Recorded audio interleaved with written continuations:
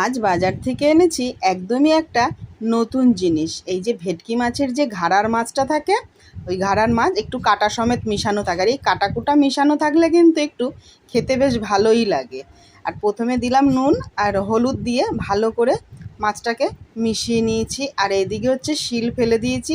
শিলে হচ্ছে আদা আর শুকনো লঙ্কা আর বেশ কিছুটা জিরে একসাথে করে ডলা দিয়ে বেটে নেবো। আর এই শিলে বাটা মশলার স্বাদ কিন্তু আরও ভালো হয় তরকারিতে।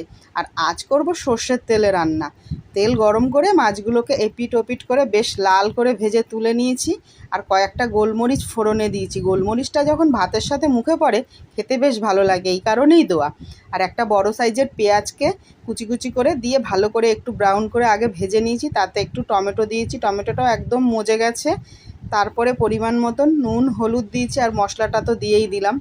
দিয়ে একসাথে করে ভালো করে কষিয়ে পরিমাণ মতন জল দিয়েছি। আর ঝোল ফোটার অপেক্ষা আর করলাম না, তার মধ্যে মাছগুলো দিয়ে দিয়েছি। মাছগুলো বেশ কিছুক্ষণ হওয়ার পরে দেখলাম বেশ গ্রেভিটা ঘন ঘন হয়ে গেছে। আর খুব বেশি ঝোল করিনি, একটু বসা বসা তরকারিটাই করেছি।